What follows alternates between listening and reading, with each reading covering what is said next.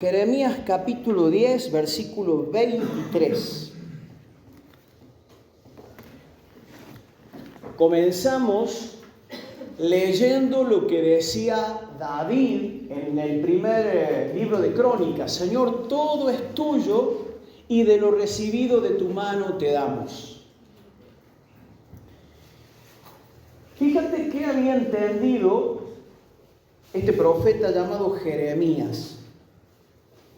Jeremías capítulo 10, versículo 23, dice este hombre: conozco, oh Jehová, que el hombre no es señor de su camino, ni del hombre que camina es el ordenar sus pasos.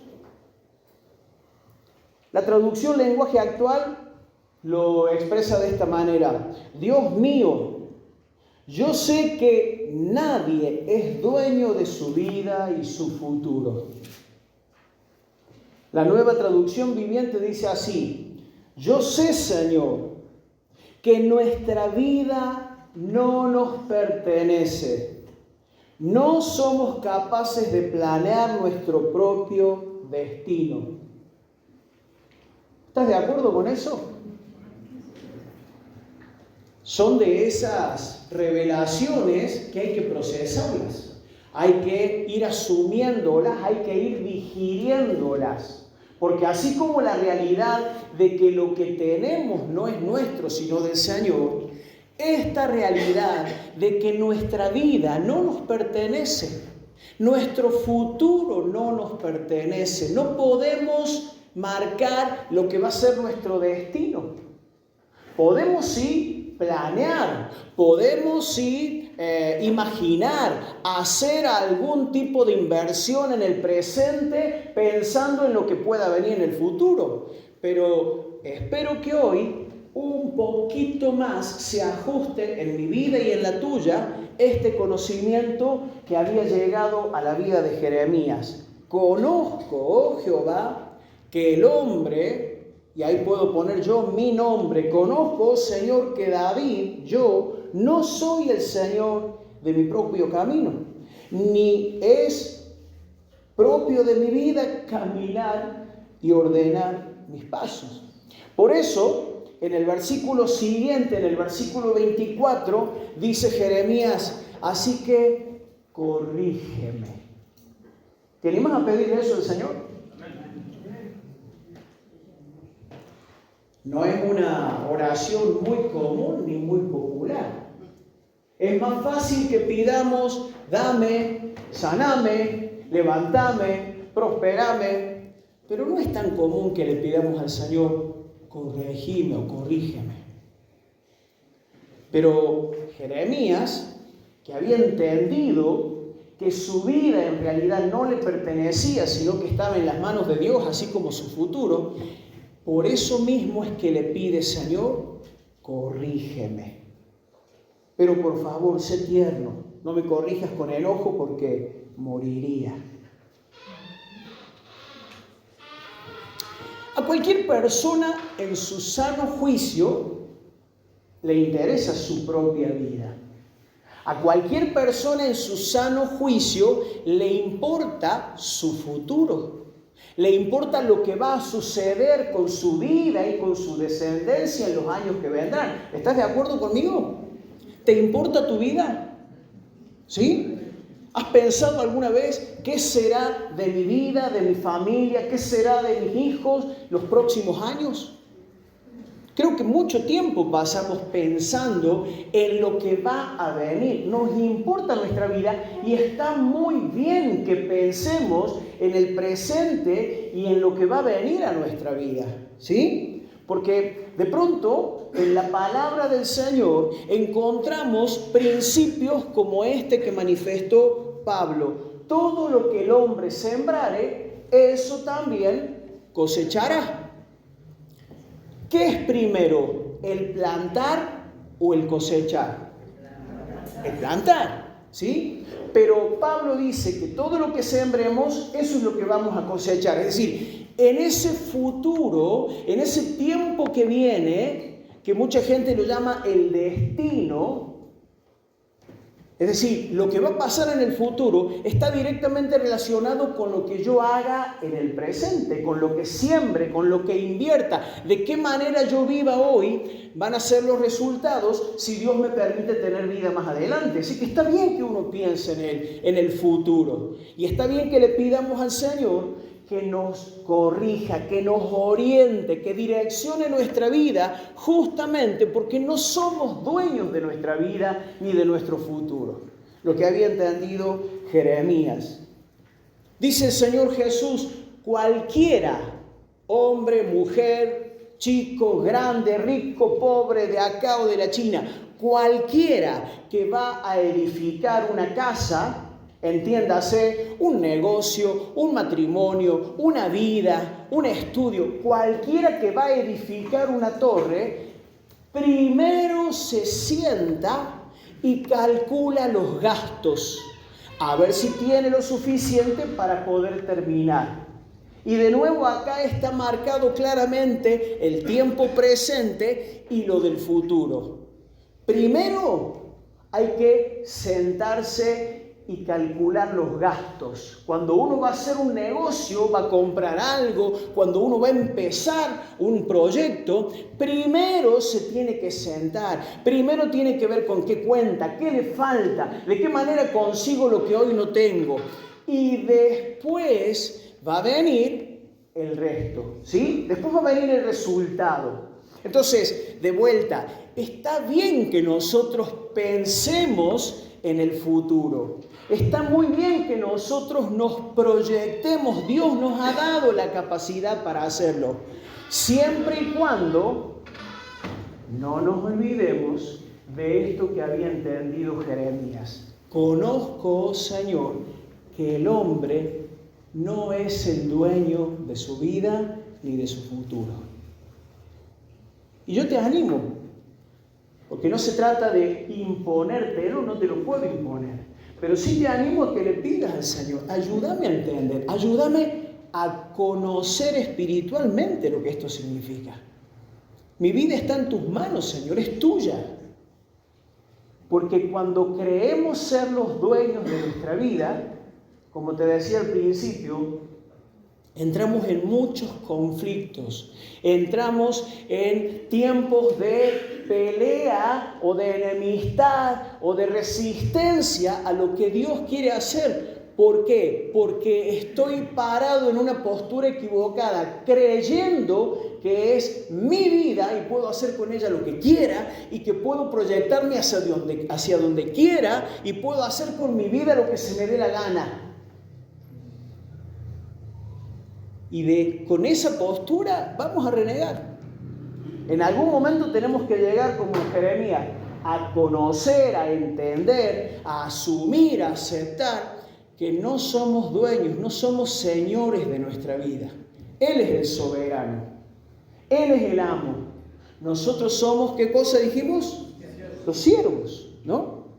Entonces, ¿cómo conectamos esto con lo que veníamos estudiando de edificar la iglesia y de los dones que Dios nos ha dado para edificar la iglesia?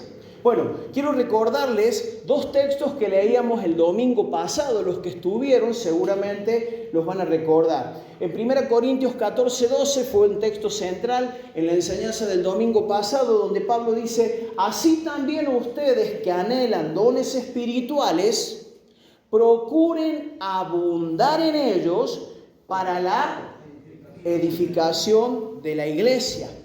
Y otro texto que leímos el domingo pasado, en 1 Pedro 4, versículo 10, Dios en su gran variedad de dones espirituales les ha dado un don a cada uno de ustedes. Úsenlo bien para servirse los unos a los otros. Es decir, los dones, las capacidades, los talentos, las habilidades, los recursos, llevando a la práctica, el auto, la bicicleta que te ha dado, el trabajo, la capacidad de estudiar, de tocar un instrumento, la capacidad manual para hacer una torta para llevarle a los chicos a la plaza, la capacidad del tiempo, de escuchar a alguien, de acompañar a alguien. Todo eso que Dios nos ha dado tiene que ser para edificar a la iglesia, como quien está poniendo ladrillo sobre ladrillo en un mismo edificio, ¿sí? Todo tiene que ser para servirnos mutuamente. Pero tenemos que poner en claro esto. El mayor don, el mayor regalo que hemos recibido todas las personas, ¿cuál es? El amor de Dios, por supuesto. Pero hoy vos y yo estamos vivos porque Dios nos dio la vida. ¿Sí? Entonces, todas las personas, aún las personas que no creen en Dios o que no saben de Dios, tienen una vida que les ha sido dada. O vos compraste tu vida, o vos hiciste tu vida.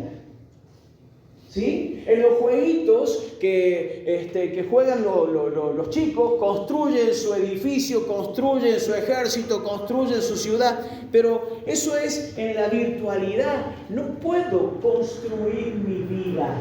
La vida que tengo me la dio el Señor.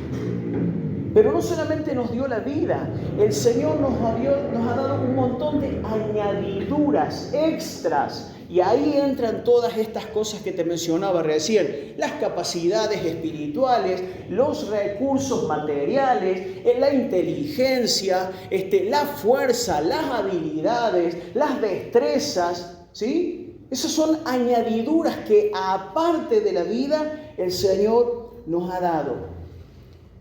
Y qué bueno que sea así. Él ha querido enriquecernos. Y entiendo en el Señor que Dios va a seguir dándole dones a su iglesia. Entiendo que Dios va a seguir capacitándonos para enriquecer a la iglesia, para hacerla crecer.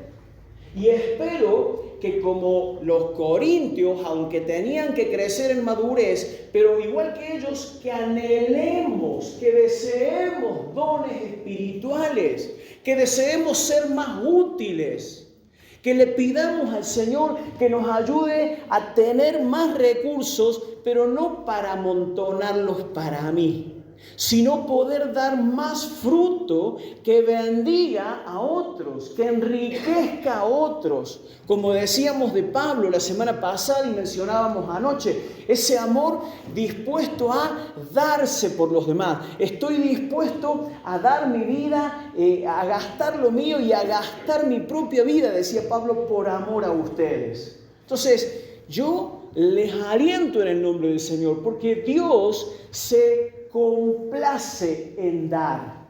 Y si no nos negó ni a su Hijo, ¿cómo nos va a negar los dones y las capacidades y los recursos que hagan falta para hacer su obra? Él es el que nos ha mandado a hacer su obra, nos va a capacitar. Él es el que nos ha mandado a hacer la obra, nos va a proveer, nos va a cuidar, nos va a sostener. ¿Puedes creerlo? Y si no, que el Señor te ayude a creerlo. Ahora, quiero que veamos en la Biblia una historia que evidencia esto, de que Dios le ha dado al ser humano una capacidad, una inteligencia, una voluntad capaz de llevar al ser humano a proyectarse, a hacer cosas tremendas. Y cuando el ser humano se pone de acuerdo con otros, logra objetivos altísimos, logra desarrollarse a un nivel impresionante. Miren, basta con poner algún documental tanto de obras actuales, esas mega construcciones, o lo que fueron esas construcciones en la antigüedad. Todavía el ser humano se rasca la cabeza tratando de pensar cómo hicieron los egipcios para construir esas pirámides. No había las máquinas que había hoy. ¿Cómo se las ingeniaron? O la muralla china, o los caminos romanos, las rutas romanas, o tantas otras construcciones tremendas en una época donde no había la tecnología que había hoy. ¿no? Y como les decía, uno se pone a ver a veces documentales de las cosas que hace el ser humano hoy y uno se queda con la boca abierta, porque todo eso demuestra esa gran capacidad, esa cantidad de recursos que Dios le ha dado al ser humano. Fíjense, me refiero a esta historia. La voy a ver resumida, pero para ilustrar sirve. Génesis capítulo 11, versículos 3 y 4. Génesis, estamos en el comienzo de la historia. Había pasado lo de el arca de Noé, que la tierra se había inundado, que después descendieron cuando Dios les concedió la vida. Y al poco tiempo de eso, ocurre que los seres humanos encontraron un lugar apropiado y dijeron, acá nos vamos a establecer. Dice la palabra que todos hablaban un mismo lenguaje y decidieron construir algo tremendo. Dice la palabra del Señor, y se dijeron unos a otros, vamos, hagamos ladrillo y cozámoslo con fuego. Y les sirvió el ladrillo en lugar de piedra y el asfalto en lugar de mezcla. Y dijeron, vamos, edifiquémonos una ciudad. La intención de edificar ha estado en el corazón del hombre desde siempre porque Dios le ha dado esa capacidad. Se dijeron, vamos, edifiquémonos una ciudad y una torre cuya cúspide llegue ¿hasta dónde? El delirio de grandeza está en el ser humano desde que el ser humano está en esta tierra. Dice, y hagámonos un nombre. Varias de las otras traducciones lo expresan así. Y seremos famosos. Después buscarlo en otras versiones y vas a ver que es cierto lo que te digo. Edifiquémonos una ciudad y hagamos una torre. Establezcamos nuestra posición. Levantémonos como soberanos. Establezcamos nuestro dominio. En otras palabras significa eso. Esa fue la intención del ser humano. Y el relato continúa diciendo que Dios, viendo la mucha capacidad, pero el poco entendimiento del ser humano, tuvo que intervenir para que se frustrara la obra. Después lo pueden leer ustedes al resto del relato. Y acá surge una pregunta, ¿por qué Dios tuvo que intervenir? ¿Por qué Dios no permitió que siguieran en pos de ese objetivo? Bueno, por la sencilla razón de lo que había entendido Jeremías, que leímos al principio. Dios sabe que el hombre no es señor de su camino. Dios sabe que vos y yo no somos los dueños de nuestra vida, ni de nuestro futuro, ni de la tierra, ni de las cosas que tengamos. Porque Él es el que nos dio todas las cosas. El que a veces no entiende esto, ¿quién es? Nosotros. A nosotros nos cuesta asumir y entender que no somos los dueños y señores de nuestra vida. Entonces nos proyectamos como si fuéramos eternos sobre la tierra, como si fuéramos a vivir para siempre, y hacemos negocios, proyectamos grandes edificaciones, proyectamos una vida, grandezas, logros. Y la gente hasta el día de hoy sigue dando hasta lo que no tiene por hacerse de un nombre, por hacerse de una fama, por lograr destacar en el mundo, aunque sea por un minuto de gloria. Pero ahí es donde Dios vuelve a intervenir por su amor, por su ternura, porque Él sabe lo que nos conviene. Y sabe cuándo nos estamos metiendo en problemas. El autor de los Proverbios lo expresó así. Proverbios 16:9 dice, el corazón del hombre piensa su camino. Es decir, hace planes, se proyecta, ¿sí? mas ¿quién endereza sus pasos? El Señor endereza sus pasos.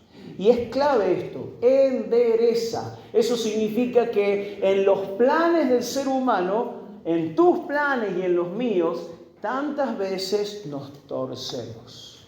Aunque creemos que vamos a la gloria, a la fama, aunque creemos que vamos hacia esa conquista, nos torcemos.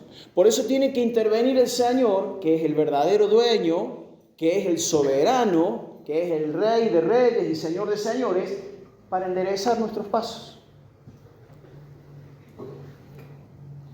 ¿Te pinchó el globo el Señor alguna vez? Yo ya les he contado, antes de venirme para acá, estaba tocando el cielo con las manos.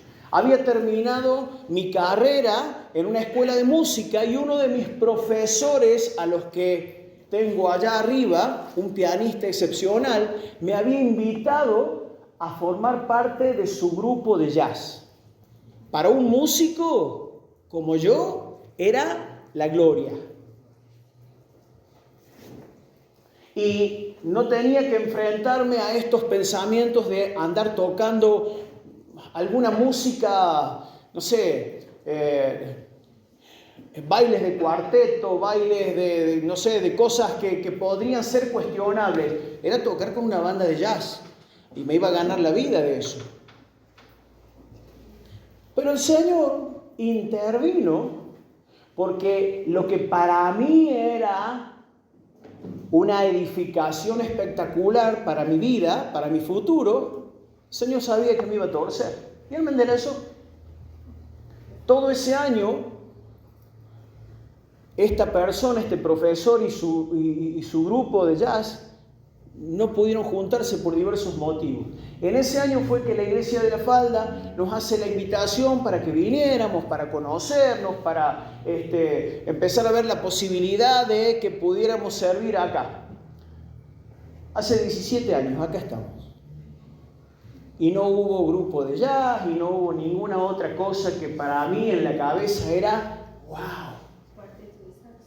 Un cuarteto de saxo que también me invitaron, ¿sí?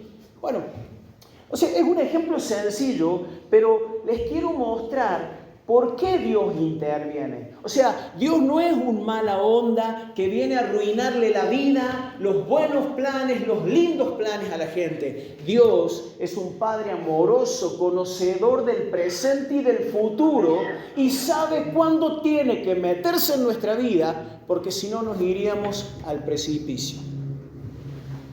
Entonces hoy digo, gracias Señor por lo que no permitiste, gracias Señor por las puertas que cerraste y por las puertas que abriste para que se cumpla tu propósito, tu voluntad.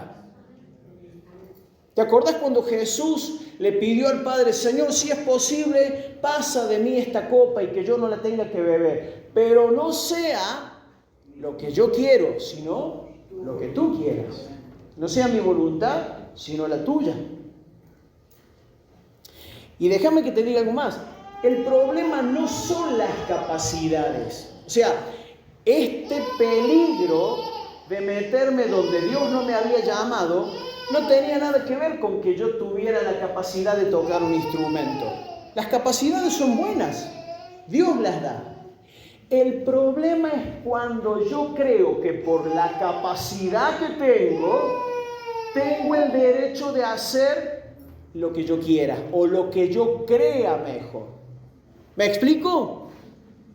¿Sí? Las capacidades, los recursos, tenés habilidad para trabajar, tenés inteligencia para armar una empresa, tenés habilidad para servir con la música, sabés trabajar con niños, pudiste hacer una carrera universitaria, ¡qué bueno! Eso es un regalo que Dios te ha dado.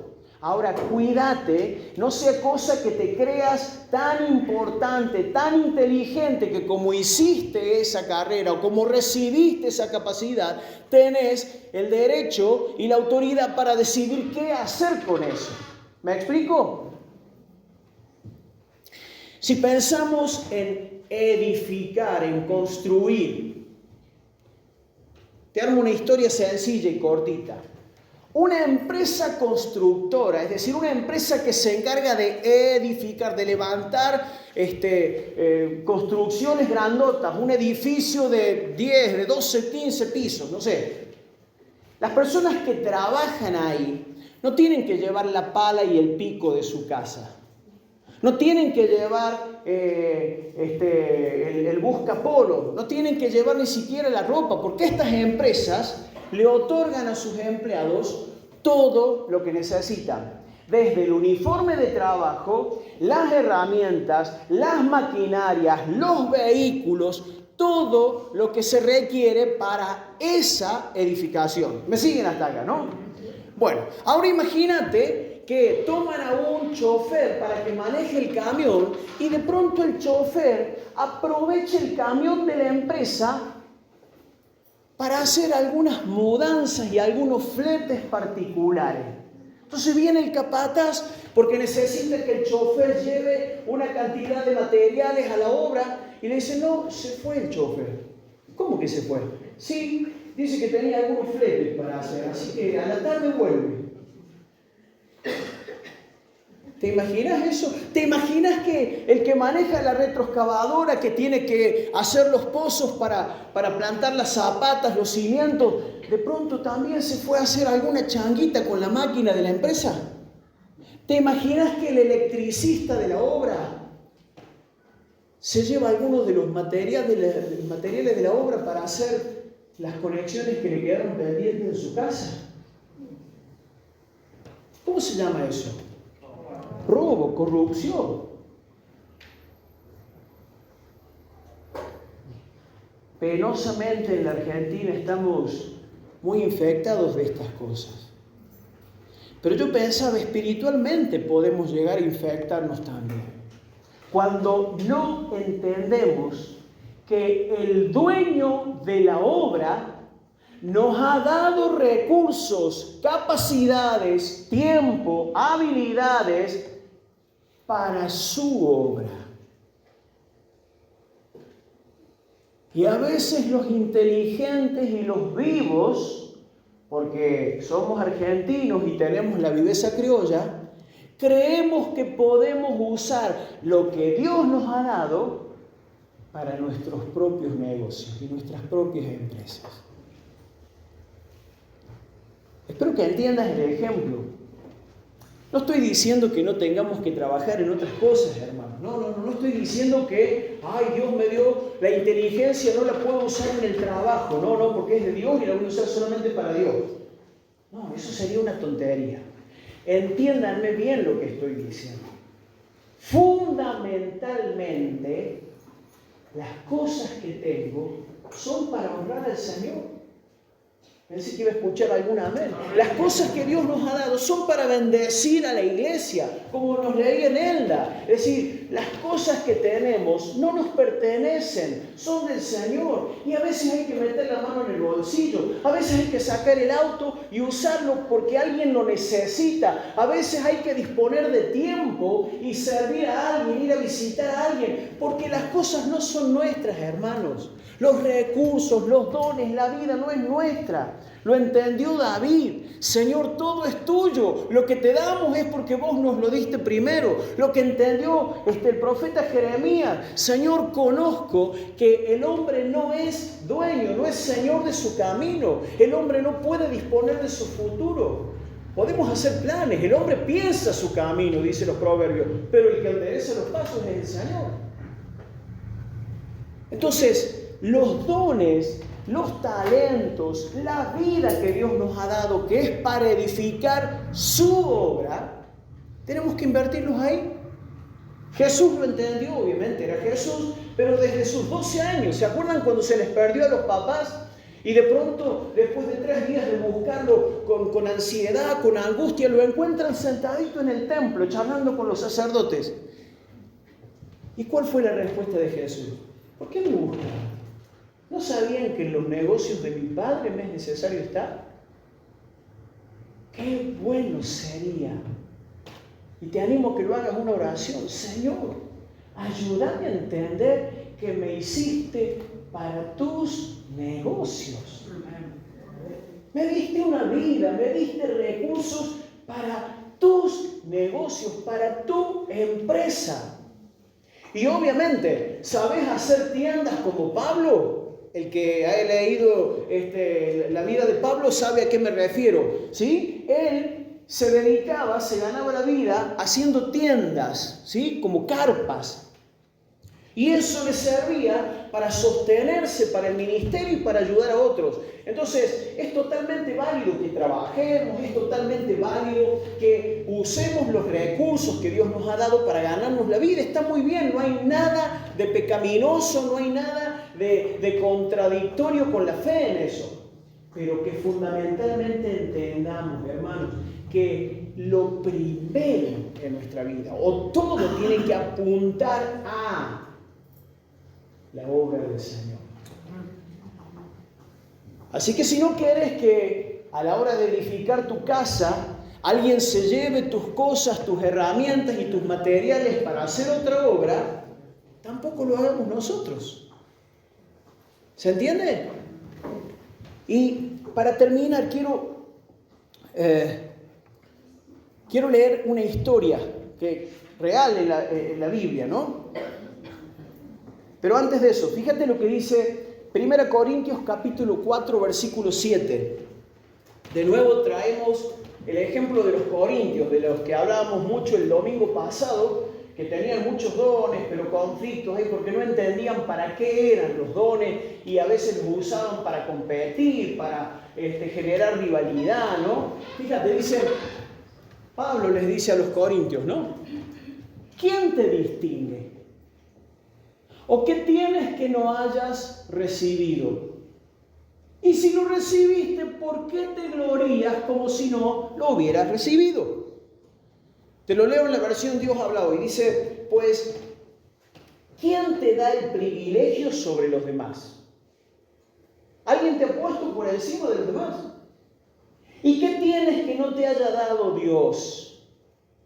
Y si Él te lo ha dado, ¿por qué presumes como si lo hubieras conseguido por ti mismo?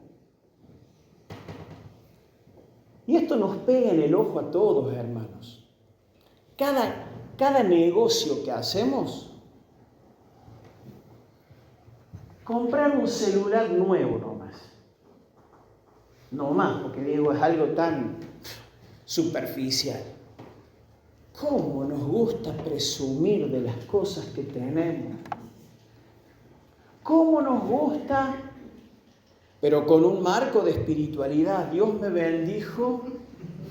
Mira el celular que me compré. Y ahí está el otro que todavía tiene un Nokia 1100. Ah, qué bueno, qué lindo. Que se siente poca cosa porque por alguna razón Dios a él no le dio un celular nuevo. Y lo mismo pasa con la ropa, lo mismo pasa con las posesiones materiales, lo mismo pasa con las capacidades que tenemos, hasta con los dones espirituales. Por eso Pablo les tenía que dar tan duro a los corintios, pero con la verdad. A ver, entendamos, hermanos, no tenemos nada que no hayamos recibido. Y si lo recibimos, ¿por qué nos vamos a andar gloriando? ¿Por qué le vamos a andar refregando en la cara a los otros? Ah, porque yo tengo tal ministerio, porque yo tengo tal don, porque yo tengo tal recurso, yo tengo tal preparación. ¿Dios te lo dio? ¡Qué bueno! Dale gracias al Señor y serví al Señor. Edifica la iglesia, ayuda a cuantos puedas. Porque para eso es, porque un día vamos a dar cuenta. Ahora sí termino con la historia del Gadareno. ¿Qué tendrá que ver con todo esto? Dice, esperen que se me fue el Gadareno. Ustedes conocen la historia, un hombre, no sabemos por qué llegó a ese estado crítico, lamentable, a un estado terrorífico. Un hombre que no podía vivir en sociedad, estaba separado de sus familiares, si es que los tenía, no tenía amigos, nadie que lo visitara, andaba por los sepulcros, se golpeaba con piedras, se lastimaba, se flagelaba. Lo habían intentado aquietar, lo habían intentado atar, domar.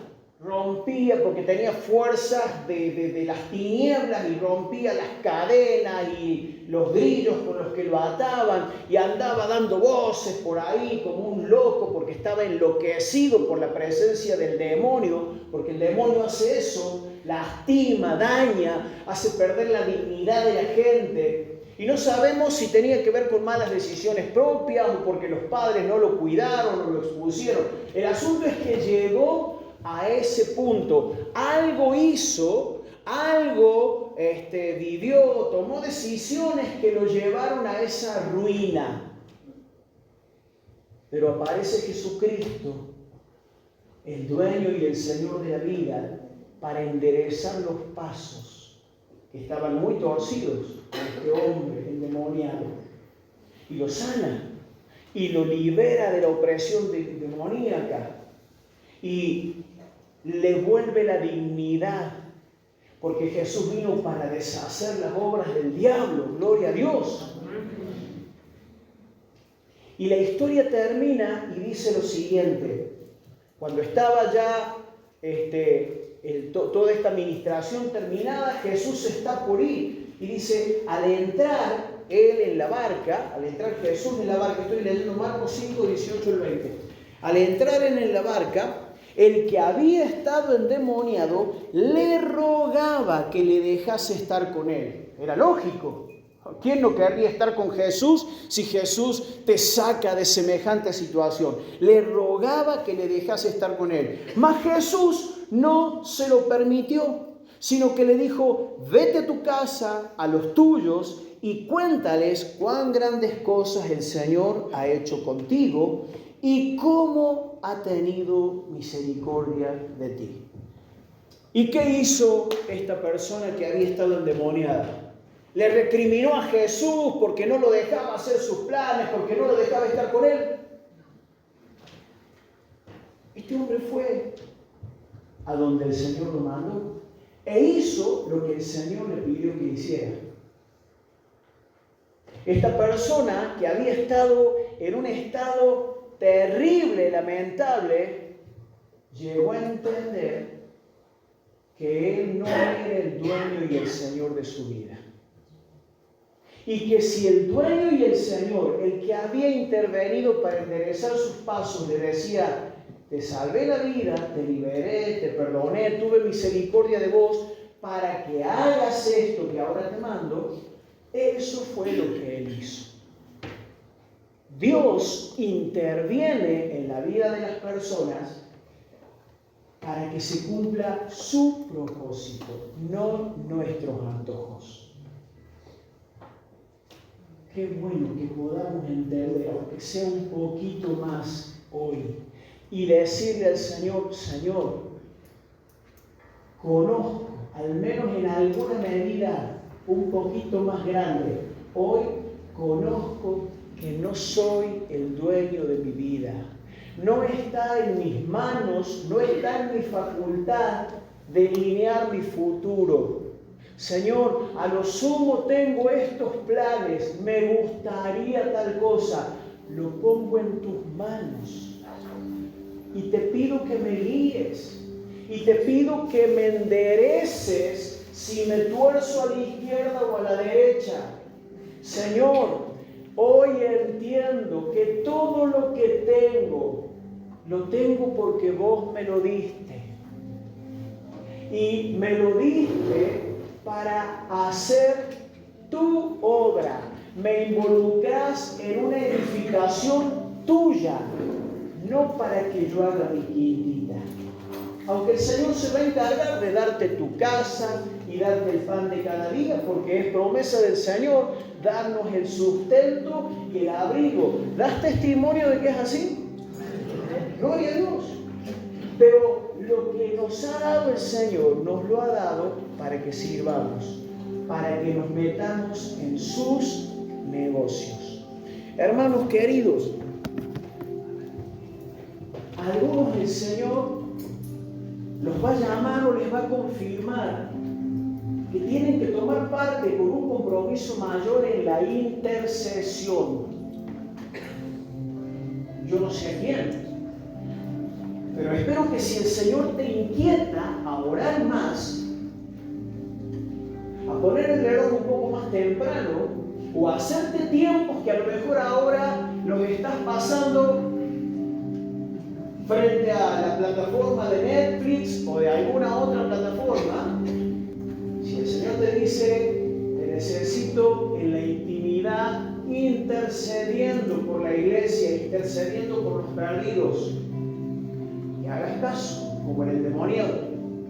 A algunos el Señor los va a levantar, los va a llamar, los va a capacitar, aunque vos digas como Jeremías, Señor, yo no sé hablar porque soy un niño. El Señor a algunos los va a levantar para que den testimonio del poder de Jesucristo, de una manera especial. Porque es Dios el que se complace en darle dones a la iglesia para edificar su obra. Entonces Dios va a levantar a algunos de ustedes de esta manera. Dios va a levantar a algunos de ustedes para que puedan servir en distintas áreas en la iglesia y aún fuera de la congregación y de las actividades de las reuniones, pero con lo que tenga que ver con edificar su reino. Y a cada uno el Señor nos va a inquietar para que lo que estamos haciendo, así como Pablo hacía las carpas y las vendía y con eso se ganaba la vida, así el Señor va a permitir que prosperen nuestros trabajos con el entendimiento de que lo hacemos no para enriquecernos y engordar, sino para servir a la única edificación que permanece por los siglos, la iglesia de Jesucristo. A muchos el Señor nos va a llamar a pescar, a usar las redes para alcanzar a otros. Hermanos, el Señor ha trabajado con nosotros. A lo mejor no nos sacó una legión de demonios como el endemoniado Gadareno, pero algo ha hecho el Señor con nosotros. Y el Señor sigue diciendo, ve a los tuyos y cuéntales cuán grandes cosas ha hecho el Señor contigo. Y sé que el Señor va a dar dones. Lo sé, tengo la convicción en el Espíritu Santo de que Dios está preparando a la iglesia. Porque vienen los últimos tiempos, hermanos. Viene el Señor a buscar a su iglesia prontamente. Y la iglesia tiene que estar como una novia esperando a su esposo, bien ataviada, sin mancha y sin arruga, en santidad, en profunda fidelidad para con su Señor. Por eso sé que Dios está trabajando en su iglesia, no solamente acá, en todos sus hijos, en todos sus redimidos, en todo lugar de la tierra. Seamos dóciles. Pidámosle al Señor que nos corrija. Como le decía Jeremías, Señor, corregime, para que no me aparte ni a la izquierda ni a la derecha. Y si alguno en esta noche está recibiendo revelación de que su vida no es de su propiedad, de que la vida que tenés te la dio Dios y te la dio con un propósito, yo quiero orar por vos. No porque yo tenga una capacidad especial, simplemente para confirmar esto. Porque a veces, aunque pasamos muchos años en la iglesia y aunque hacemos cosas dentro de la iglesia, no lo hacemos con el entendimiento de que todo es de Él, inclusive nuestra vida. O a lo mejor algunos sencillamente quiere confirmar esto y decir, Señor, hoy lo confirmo, hoy lo asumo, hoy lo proclamo, Señor. Mi vida es tuya y es para tu gloria y para tu honra. He estado usando mi vida como he querido. Ya no más, Señor. Ya no más. Si estás en esa situación, te voy a pedir que te pongas de pie. Si estás entendiendo que tu vida no es tuya y que es del Señor, te voy a pedir que te pongas de pie. Una señal de fe, decir, Señor, asumo esto. Y me da gozo, Señor, reconocer que mi vida es tuya. Me da gozo, Señor, saber que no dependo de mí mismo. Mi futuro no depende de mi fuerza ni de mi inteligencia. Mi futuro depende de vos y de que vos endereces mis pasos, Señor. Gloria a tu nombre, Señor. Gracias, Señor, porque vos no dejas desprovisto a ninguno de los que confían en vos. A los que vos llamás, los capacitas. A los que vos llamás, proveés. Señor, gracias por intervenir en nuestra vida. A veces, Señor, rompiendo o desinflando los planes que tuvimos. Señor, porque todos en algún momento nos hemos proyectado hacia esa torre de Babel, creyendo que íbamos a hacer algo grande, que iba a llegar hasta el cielo y que nos iba a dar fama o popularidad. Qué bueno que vos interviniste en nuestras vidas para recordarnos que no somos los dueños de nuestro futuro ni de nuestro destino. Te pertenecemos a vos, Señor. Y cada uno de estos mis hermanos, Señor, que hoy están de pie y que están reconociendo justamente que sus vidas no les pertenecen, que son tuyos, Señor. El Espíritu Santo ahora, Señor, esté dándoles la profunda convicción de que vos los tomás, no porque tengan algo de especial, sino porque vos les querés dar lo especial que es tu presencia, tu espíritu, tu capacidad, tu dignidad, para que hagan tu obra, Señor. ¡Qué bendición! Gracias, Señor. Gracias, Señor.